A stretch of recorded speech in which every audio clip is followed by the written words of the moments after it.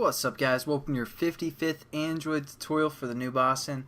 What we're going to do in this tutorial is basically have this list that we set up in our preferences actually referred to an actual array that we're going to set up, because we already have it referring to this array called list, and we don't actually have an array called list.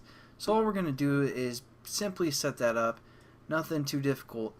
So we're going to go under our values folder right here, and this is where we're going to set up that array for the most part. This is going to be pretty simple, nothing difficult. And again, we have this array called list, so keep that in mind. So what we're going to do is we're going to say new XML file, and we're going to call this one, it's under our values, as you can see it's checked right there, but we're going to call this array because again it's referencing something called array list, and that's what this is going to refer to. So we're going to say array.xml, hit finish, and now anytime we use this array kind of folder, it's going to refer to here. So again, we're just going to go into the XML and set this up. As you can see, there's resources within its brackets, or those are the brackets that we're going to hold some information. So that's pretty neat. It's just kind of a resource folder for the most part. So what we're going to set up is a string array, and as you can see, we have the options here: integer array, string, string array, item, whatever we want to keep in this kind of resource folder for the most part under our array XML file. So we're going to set up a string array, and what we're first going to do is we're going to name it. So we're going to say name, and this is going to be equal to list. Again, our preference tab is accessing the array called list, and that's what this is going to refer to, this list. So we have to give it the name list, or whatever you guys name that, so it actually has a list to refer to. And then all we're going to do is set up some items within this string array. So we need to finish off our string array. That's all we need to define it as, and then hit enter a few times so we can work within the string array and add some items to it. So we're going to say item, and then you don't even have to set up the item like we generally would. We just need to kind of put something within both item and the close item brackets there, and we're going to call this, I don't know, option 1,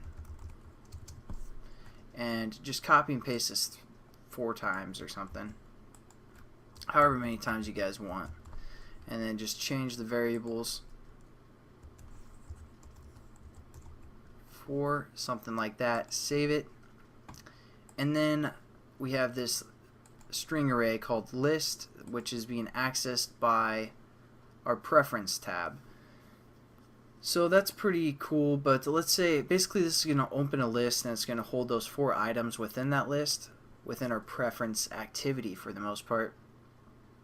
So let's say we want one of those items to be checked to start with, and what we're going to do is we're going to set up something basically that's going to refer to the list values or the most part. So we're going to set up something else called Android, again this is within our list preference, Android entry values for the most part, and we're going to say, again, refer to another array. So we're going to say array / values or something like that, or L values, and then what we can do is we can also set some numerical values to these items for the most part. So we're going to set up a new string array within our array XML, and again just click string array, and we also got to give this the name that we just set up. So name is going to equal, again, L values, and close it off and put up some values within here. Again, item, and we're going to say this is item 1, and then we're just going to copy and paste that 4 times. And this will make more sense once we actually once I can show you guys what this is actually doing, but just as for now, just kind of follow along, and then once we run our application, it's going to make a ton more sense as always. So there we go. We basically set up our list arrays and set up entries which is going to be our list, and entry values, which is going to be kind of the options. Oh, and I'm sorry, also this entries is supposed to be at array from the previous tutorial. Apologize, guys. So just make sure you change that to at array, and this one is also at array, which is both referring to this array value that we set up for the most part. And I'll catch you guys in the next tutorial. We're going to work with these list items as well. So have a good one. Peace.